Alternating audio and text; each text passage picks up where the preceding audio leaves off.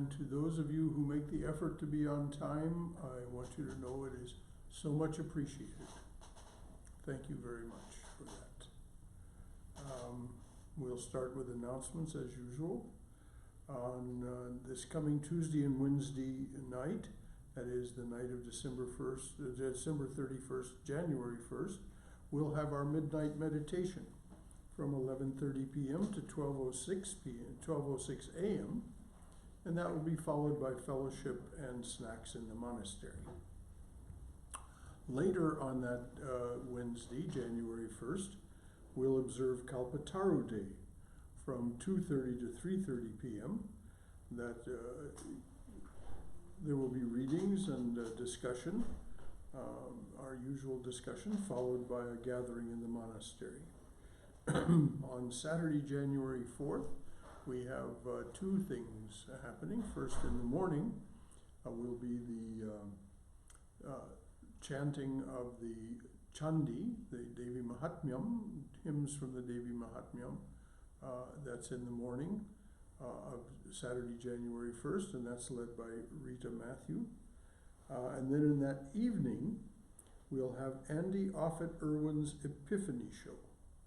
It's a house concert in our fellowship hall. The doors open at 6:30. There'll be snacks and so on. Performance begins at 7 p.m. For those of you who don't know Andy Offit Irwin, I can't recommend highly enough you're making the effort to come to this. He is an internationally known and award-winning storyteller and singer-songwriter, and it is the warmest and most heartwarming kind of humor and fun, and very seasonal because it's his Epiphany Show. For those of you who don't follow these things, we're in the midst of the 12 days of Christmas, which ends on January the 7th, when the wise men left. That's the way it's thought of. So we're in the midst of the 12 days of Christmas. That's why the topic for this morning and so on. And on January 4th, it is Epiphany, which Andy will explain to you at that time. So if you can make it that evening, you will be glad you did. Saturday, January the 4th. On the morning of Sunday, January the 5th, I'll speak here on Good King Wenceslas, a Christian saint. Good King Wenceslas. It's a remarkable story, Good King Wenceslas, and a remarkable song, which we'll sing that morning. Saturday, January the 11th, will be Seva Saturday for January. That's from 10 a.m. to 2 p.m. Come and help winterize your center. Pizza is served for lunch at 12:30. No need to stay for the entire 4 hours, of course. Come when you can, stay as long as you wish. Here's some things to mark your calendars for. First, on Saturday, January 25th, we will celebrate the birthdays of Swami Vivekananda and Swami Brahmananda. That's their Titi Pujas on Saturday, January 25th. We would normally do that on a Sunday, but I'm very pleased to remind you that on Sunday, January 26th, Swami Harinamananda will be here to lead a workshop on the Chandi. Swami Harinamananda ji has been focusing on the Chandi for some time now, and this workshop will be intensive. It'll be more than just an hour on that Sunday morning, January the 26th, so please come. In February, Swami Nirakarananda ji of the St. Louis Center will be with us on Saturday the 15th and Sunday the 16th to lead a weekend-long retreat on the teachings, the life, and the achievements of Adi Shankaracharya. For those of you who don't remember the Swami or haven't met him, you may recall that he is a remarkable singer, and so that will be part of his presentation during those 2 days, you may be sure. As you know, Adi Shankaracharya is identified with a number of songs, and there will probably be some others that the Swami will bring in. So is there anything I should have announced that was not announced? All right. I will just note these things. Some of our usual suspects are not here. Some of you have looked around, I'm sure, and said, where's Aditya? Well, Aditya left last night for India to go and be part of the wedding of his sister. Mother willing, he'll be back with us on January 20th, so he'll be gone for 3 weeks. We didn't hear otherwise, so we assume that his flight successfully took off for, his first stop was in Turkey, Istanbul. The Majmadars are in California with their children, and Lori Findley, who often reminds me of something I should have announced that I didn't, is in Florida doing some birding with her husband. They're very keen birders. And this is, as you know, a time of migration for birds, so that's quite a wetland that they went to in Florida, a park. So we'll start with our chant. Om Sahana Bhavatu Sahano Bhunaktu Sahaviryam Karavavai Tejasvina Vaditamastu Ma Vidvishavahai. Om Shanti Shanti Shanti. May the Divine Being look over us lovingly as a mother and father. May the Divine Being support and nourish us as a mother and father. May we have the strength and skill to study together the art of spirituality. May no misunderstandings arise amongst us. Om, peace, peace, peace be unto us and to all beings everywhere. December has been a month for the study of Karma Yoga, a spiritual path leading to the abandonment of selfishness.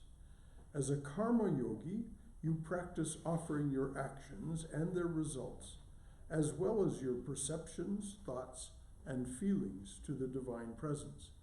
To get a good description of this, read what is part of this, read chapter 3 of Bhagavad Gita. Sri Krishna explains it quite well. And it's asserted from here that even before fully knowing this presence, you hold firmly to the belief that this presence is within each person or other living being that you interact with or serve.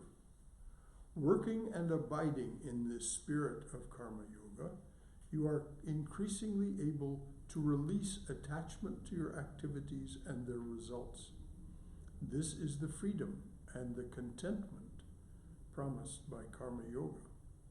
As Sri Krishna tells Arjuna in chapter 2 of the Gita, quote, even a little practice of this yoga will save you from the terrible wheel of rebirth and death.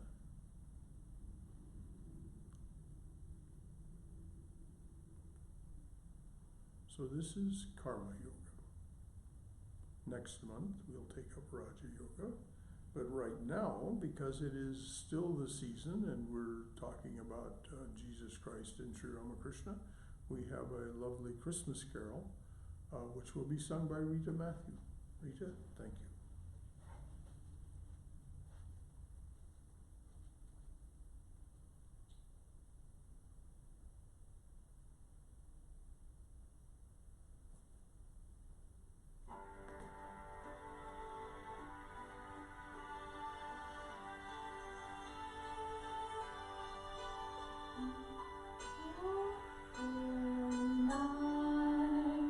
The stars are brightly shining.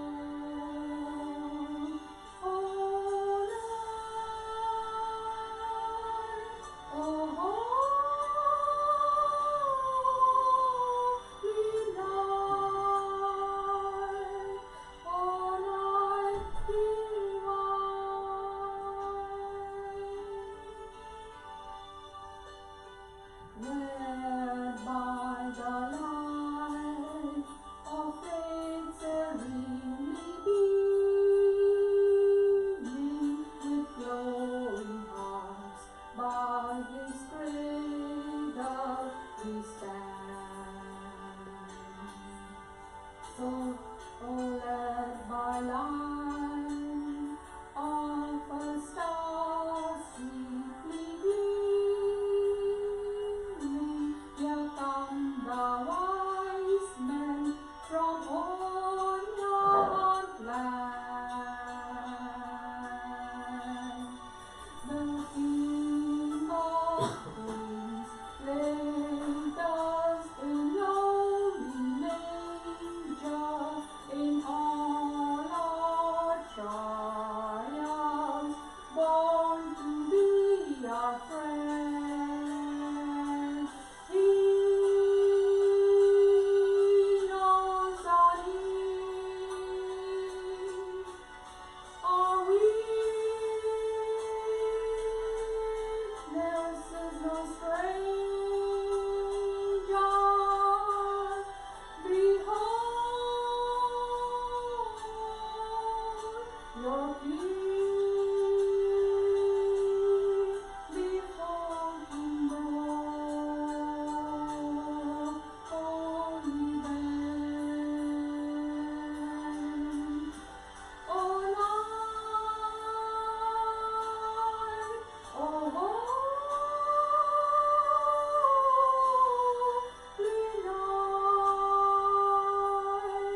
oh night divine,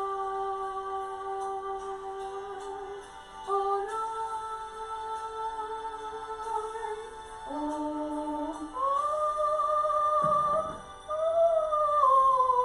holy night,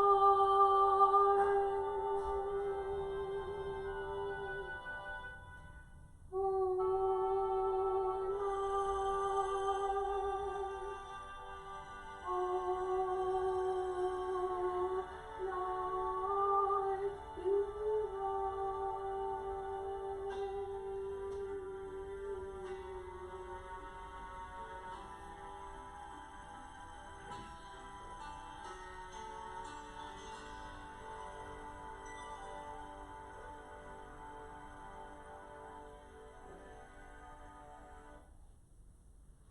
Thank you, Rita.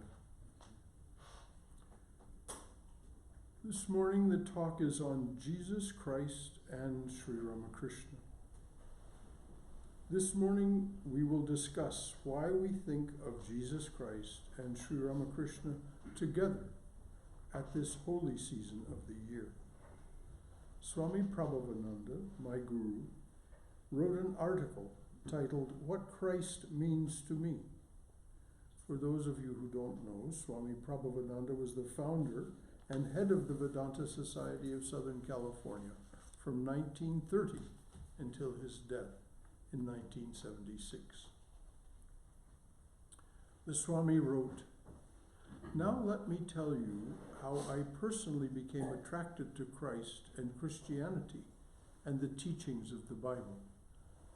And let me just add to the story that when he says that, he meant it very, very deeply. He quite lost his heart to Christ. And if you want to read one of the most beautiful bhashyas on Christian text, expositions on a Christian text, read the Swami's Sermon on the Mount according to Vedanta. And we have it in the bookstore. So the Swami goes on, "When I was 16 years old, I left the village where I lived and came to nearby Kolkata to enter the university. At that time, I received a present from the Young Men's Christian Association, a Bible. I tried to read it, but having the impatience of a typical teenager, I never seemed to be able to get beyond the begats." For those of you who know the Judeo-Christian Bible, this is part of the story that's in Genesis, and it's who was the father of so-and-so, and it goes on for a long time, and it's tedious, so he says, I never seemed to be able to get beyond the begats. So I did not look at the Bible again for a long time. Then, several years later, When I joined the Ramakrishna order, I had an interesting experience. A few days after my admission, we had a Christmas celebration at our monastery. Christmas is celebrated at all the monasteries of the order, though not usually in Hindu homes. In one of the large halls, the monks had built an altar, upon which was a picture of the Madonna and Child.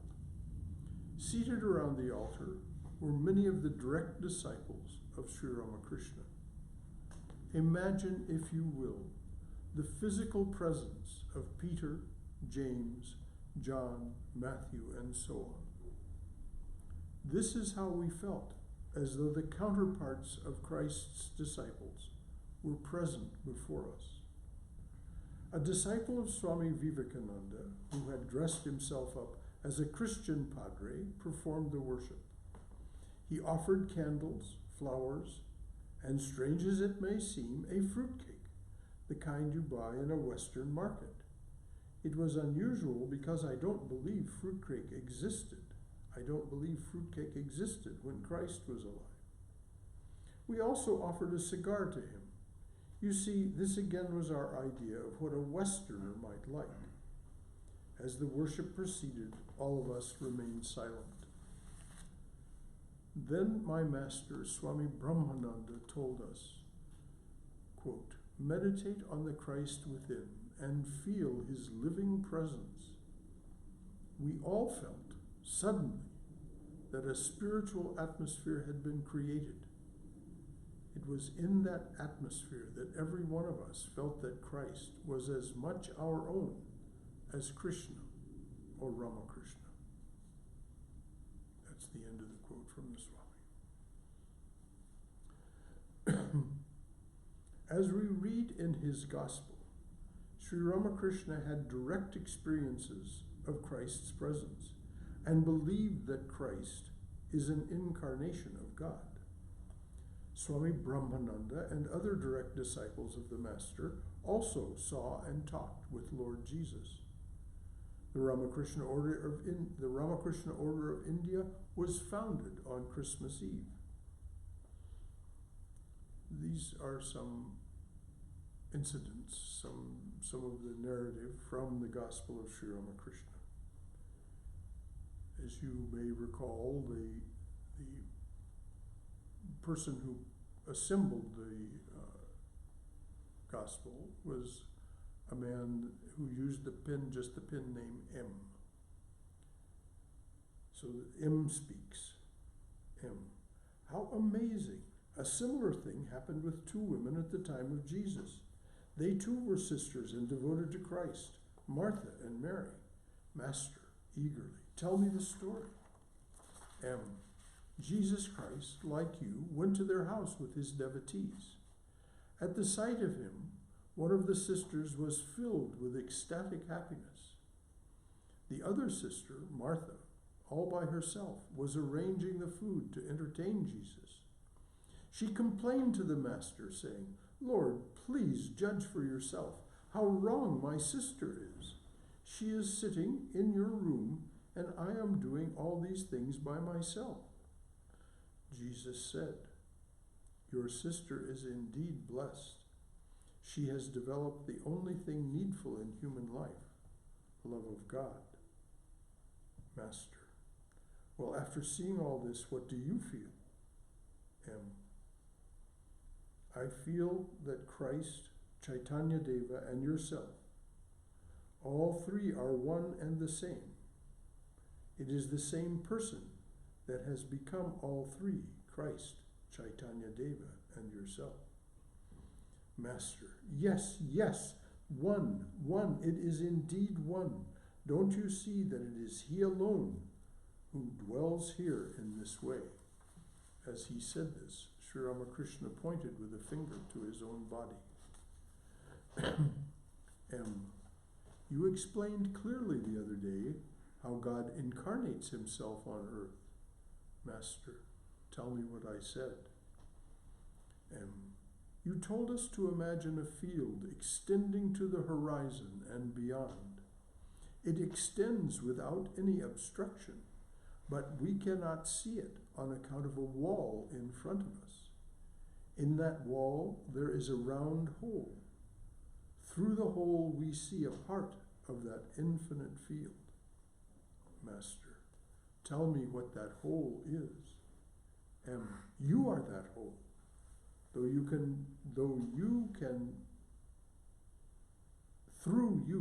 can be seen, you are that whole. Through you can be seen everything, the infinite meadow without any end. Sri Ramakrishna was very much pleased. Patting Im's back, he said, I see you've understood that. That's fine. It is indeed difficult to understand that. One cannot quite grasp how God, perfect Brahman that he is, can dwell in that small body. The Master quoted from a song, "Oh, no one at all has found out who he is. Like a madman from door to door he roams.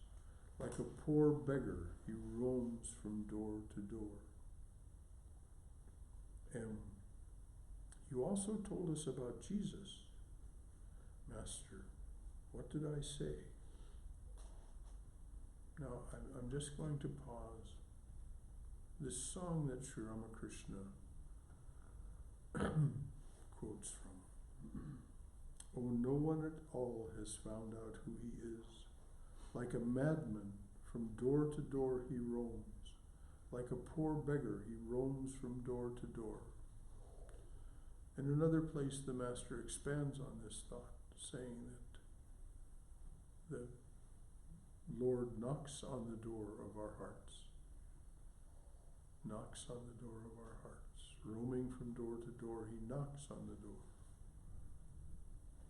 And many people do not come to the door, and many more who come to the door simply close it again. And it is that door that must be opened, it is the door of the heart that must be opened. So you also told us about Jesus, Master. What did I say? You went into Samadhi at the sight of Jesus Christ's picture in Jadu Malik's garden house. You saw Jesus come down from the picture and merge in your own body. Among all the forms God chooses for his Leela, I like best his play as a human being. Master, that is enough, and you are seeing me.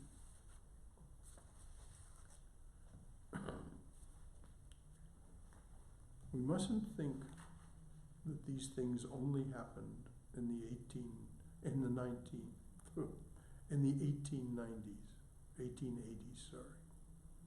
We mustn't think that these things happened only in the 1880s to M and the others who were close to the Master. As Swami Vivekananda points out in Breaker of This World's Chain, Lord of the worlds, you were born a child of our time, easy of access to us. The Master is no more unavailable to us than any other person. That doesn't seem possible, I know, but he says, I am just behind the curtain, I am just in the next room. And if we go to Jesus's sayings, Jesus said, ask and ye shall receive. Knock and it shall be opened unto you. If you ask your Father for bread, will he give you a stone? If you ask for a fish, will he give you a serpent? If we ask for Sri Ramakrishna's presence in our lives, if we ask sincerely and persistently, and it does not matter that we continue to have bad habits. It doesn't matter that we continue to miss the mark. That's not the point. The point is that the divine presence is available to us to look over us like a mother and father, to support and nourish us like a mother and father. This is not something for somebody else at some other time. It is available to anyone who wants it now.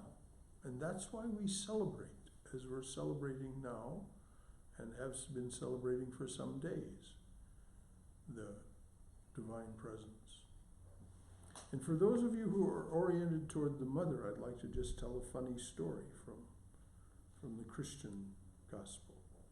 You know, the mother is not much emphasized in Protestant Christianity and is somewhat shoved to the side even in Roman Catholicism and other aspects of the Catholic faith. But if we read the Gospels, what is the very first thing that Jesus did that made him known as the prophet and worker of miracles that it was the miracle of changing the water to wine at the wedding at Cana. And at whose command was this done? His mother, Mary. This is a charming story. He said, "Mother, I don't want to do this," she said to the servants of the host of the wedding. "Pay no attention. Just do as he tells you to do." And so some casks were filled with pure water. And Mary went on her way. She had given her instructions. So she went on her way. And so these casks were filled with water. And when fluid was drawn from them, it was the finest wine. As a matter of fact, one of the guests remarked to the host, "Normally, at a wedding or other celebration, the host serves first the finest wine. And when people are a little tipsy, then brings out the lesser quality wine. But you have saved the finest wine for last." Like all of Jesus's miracles, there's a profound teaching in this. There's a profound teaching. The best wine is saved for last. You can taste that beautiful, finest wine of the Christ's presence, or of Sri Ramakrishna's presence, or of the mother's presence. As Sri Ramakrishna said, practice just a little, and someone will come forward to help you. And as he said to some of his disciples who drank, like Girish Ghosh and Surendra, he said, "Oh, the wine that I give you is the finest wine, the very finest wine that there is. And furthermore, the inebriation that you feel from that wine is the highest form of inebriation. It is samadhi." So this charming story of Jesus' first miracle, the changing of water to wine at the wedding at Cana, is instructive in a number of things.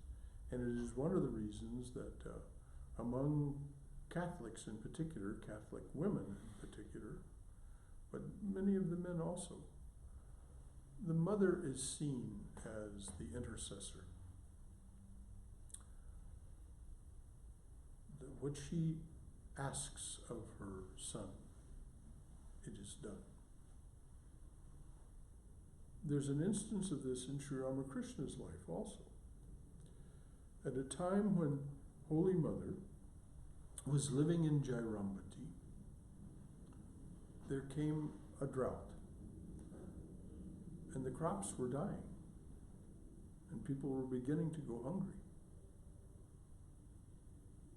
And Mother went out in front of her house there in Jairambati and gestured to the sky and said, "Look, look, no clouds, no rain. Master, how can you let this happen?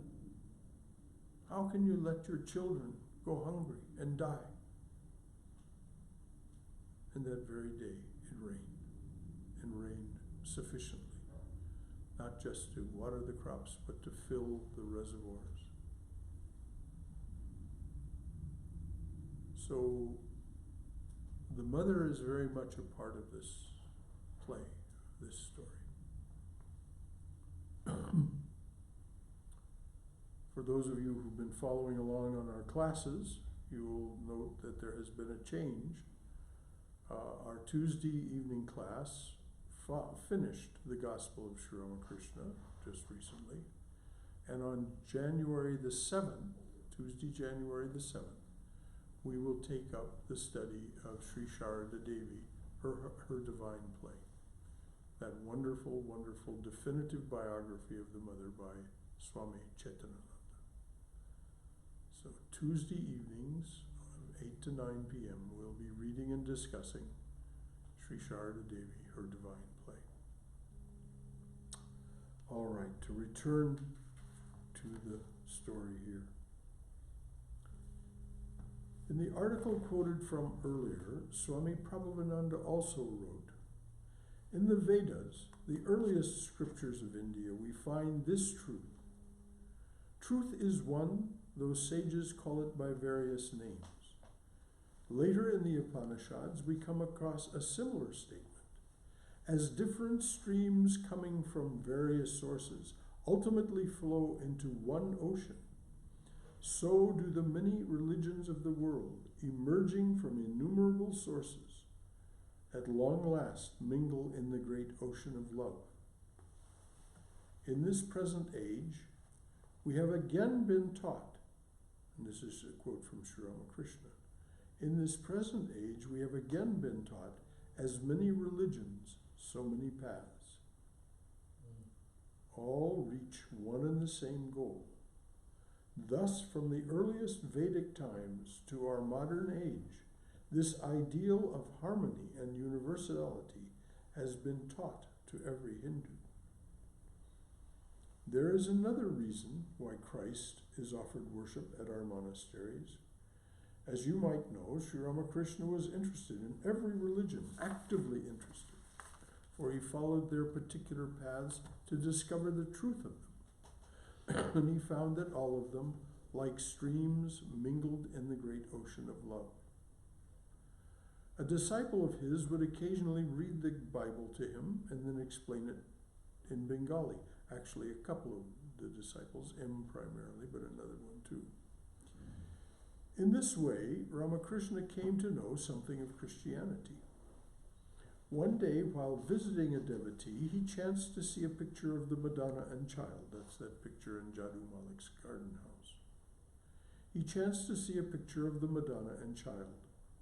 As he was looking at the picture, it suddenly became living to him.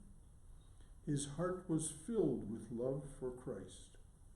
For a period of 3 days and 3 nights, he stayed in his room, filled with the presence of Jesus. He even refused to go to the Hindu temple, the Dakshineshwar temple where he lived. He even refused to go to the Hindu temple or worship any of the Hindu gods or goddesses. Curious to know how the followers of Christ worshiped their Lord, he was granted a vision of devotees kneeling before Jesus and praying to him. On the 3rd day, as he was seated outside his room, Ramakrishna noticed a luminous figure approaching him. At once he knew that this was Christ the Savior. The figure approached and embraced him and entered into his body. And so Ramakrishna came to understand that Jesus was an avatar, a divine incarnation. Christ has another significance for the Ramakrishna order. After Ramakrishna passed away in 1886, his disciples took their final vows of sannyasa on Christmas Eve. So you can understand why Christmas Eve is particularly sacred to us, for the order was really founded on that day. The disciples had been living at the monastery at Baranagore, a suburb of Kolkata, and they had gone to the ancestral home of Baburam, the man who later became Swami Premananda. It was winter time, and they went there on retreat from the monastery, and Baburam's family received them lovingly and took care of them graciously. It was a large and a home capable of taking care of them. And it was on Christmas Eve, though they didn't know it at the time. It was on Christmas Eve, December the 24th, 1886, that these boys sat around a Duni fire, a sacred fire, and took their vows of sannyasa, declaring themselves apart from the world. And at that time, even though, as I say, there's no record that they knew it was Christmas Eve, Swami Vivekananda spoke to them about Christ. Of course, it being that time of year, it would be on his mind.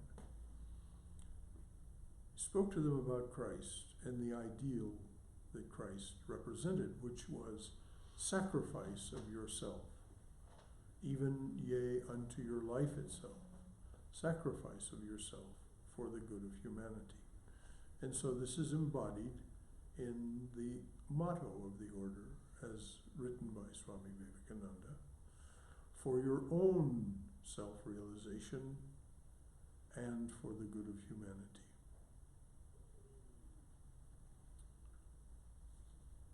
So this is, again, one of the great reasons why Christmas is celebrated so lovingly and so with such heartfelt devotion here at this place and in the Ramakrishna Order centers all around the world. Just as a final quote from Swami Prabhupada from that article, What Christ Means to Me, this is how he ended that article. That eternal Christ is not to be found in churches, nor in temples, nor in books, nor in scriptures, but within your own heart. Find him there.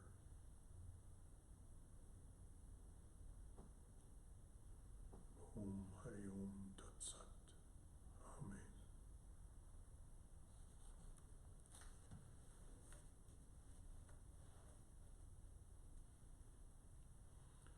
So this Christian tradition, this tradition of the avatar and the divine feminine that always is there in the lila of these avatars. They are themselves avatars, they are themselves great teachers. So both the mother and the son are represented in this story. So I hope all that was inspiring. It certainly is from here. So now comes the best part of the hour, the time when, as a congregation, we ask our questions, make our comments, make ourselves known. Please, anything to ask or comment?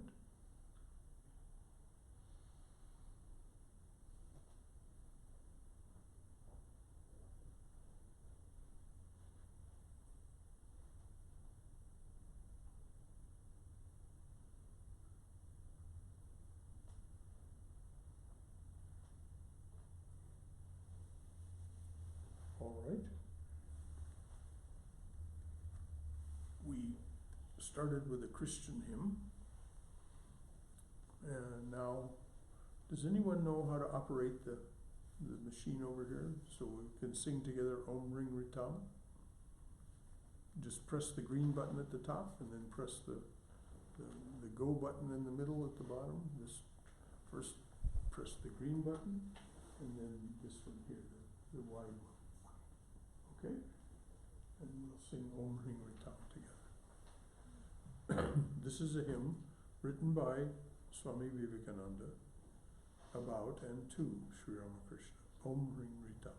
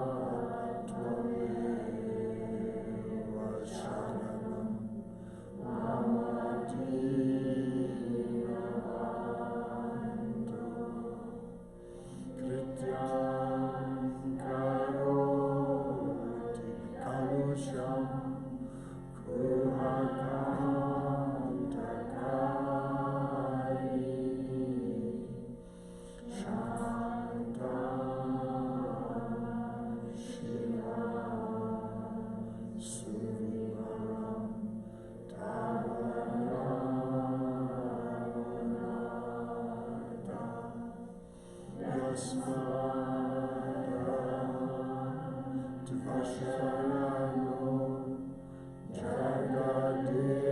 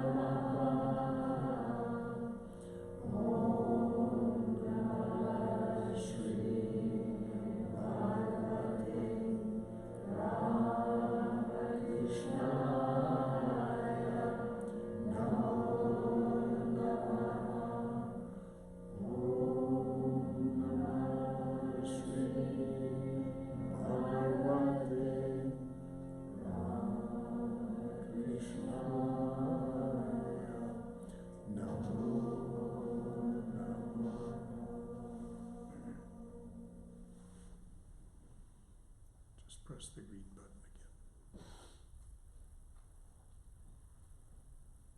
Now, after you've had a little time to think about it, anything that you'd like to say or ask a question about? Yes, BJ. I don't have a question, hearing an observation. We spoke today that God, in the form of Jesus Christ, Sri Ramakrishna Ji, lovingly looks over us in spite of our errors.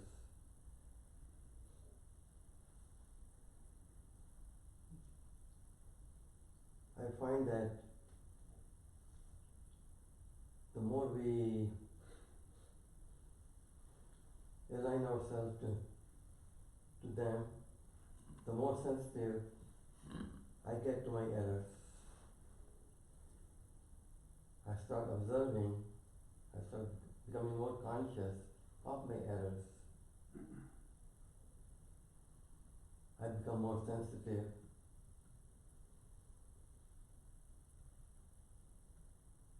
And sometimes feel guilty because of my errors, and sometimes remember that God will forgive me. Just hearing this observation. Very well said. And the only thing I would say is it's not in spite of our errors. It's, we are, as the evening hymn says, love who art partial to none, we are equal before thy sight. It's us that disturbs our mind because of our errors. The Lord's mind is not disturbed by our errors. The Lord sees the purity, sees the self in us. And that's the only thing that matters to the Lord, or in the final analysis, to us. So thanks for those remarks. Anything else? Yes. It's kind of, I don't know, I'm not sure, but the way I was thinking that Christianity, I mean, Christ was born in Middle East. How did he end up in, I guess, in Rome? And because today you see that the Middle East is more Islamic than the Europeans are more Christians. So how did it happen that way?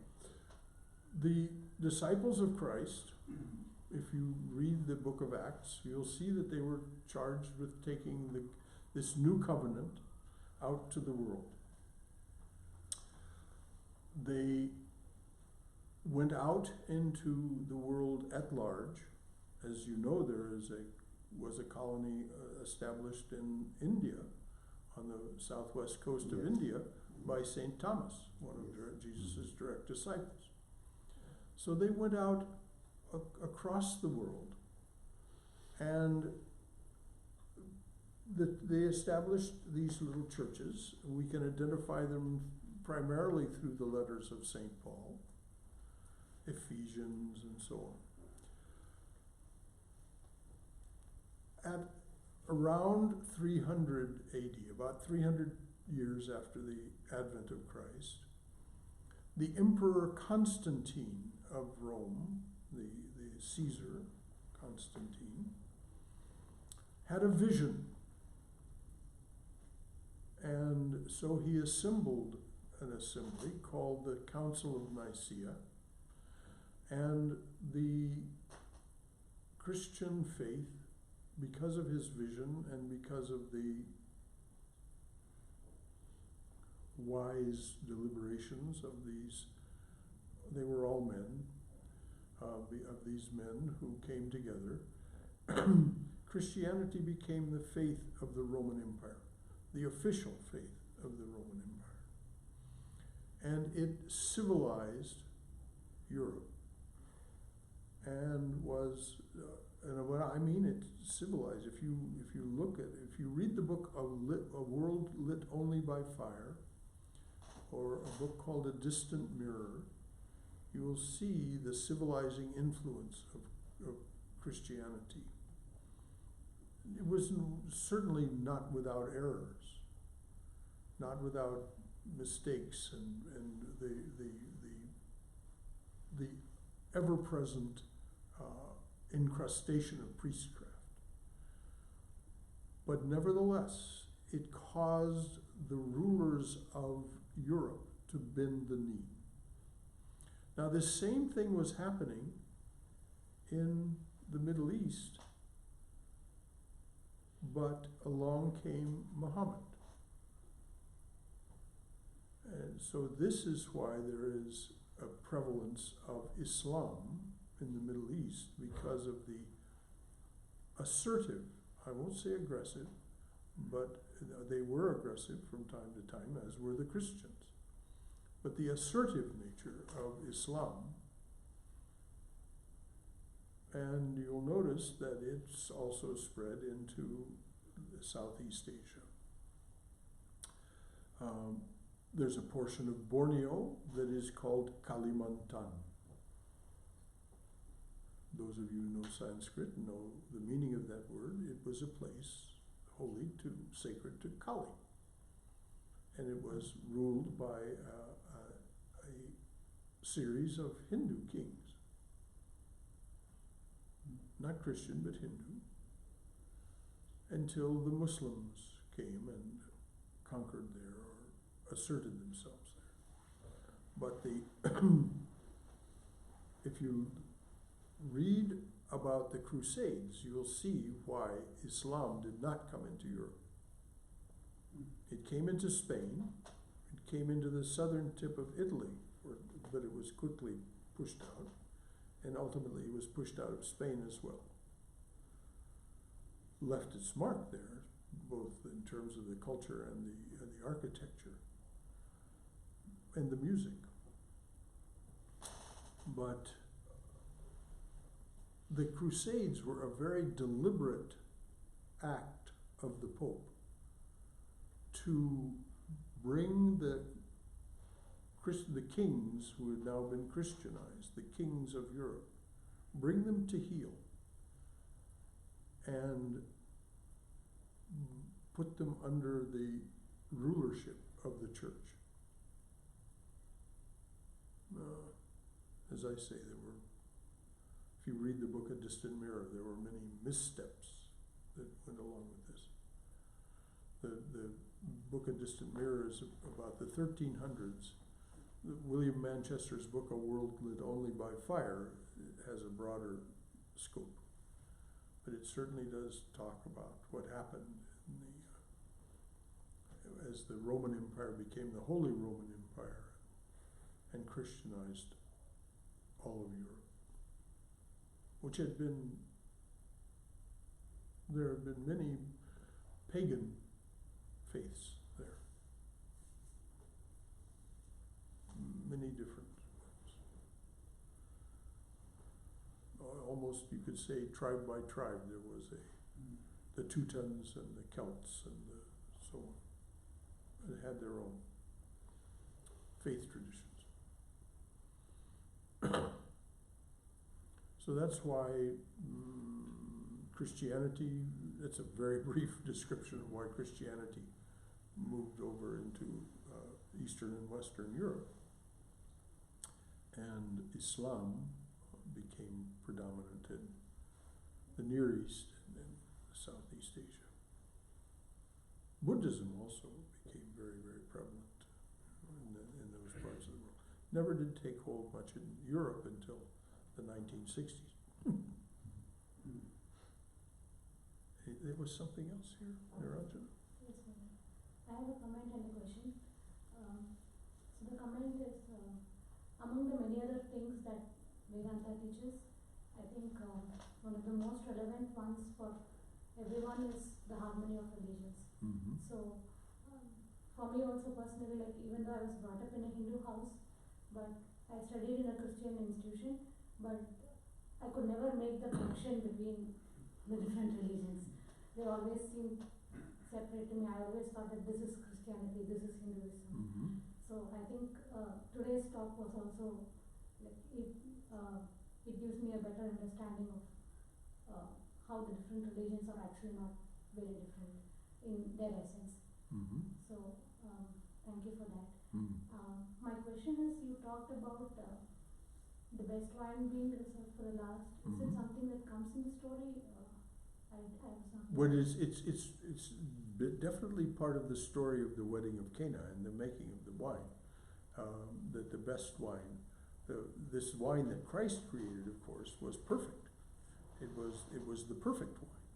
And so one of the guests remarked to the host, normally the host brings out the best wine first, and when everybody's a little drunk, brings out the inferior wine, the lesser. But in this case, you have saved the best wine for last. And of course, all of these things are instructive to us. So, as Sri Krishna says in the Gita, when we do our spiritual practice, it's sour toil at first, but after a time, nectar. The best wine is saved for last, when we've gotten the inferiorness somewhat out of the way. That was the intention of telling the story that way, or relating to it that way. But it's also very instructive to keep in mind that this was done at the instruction of the mother.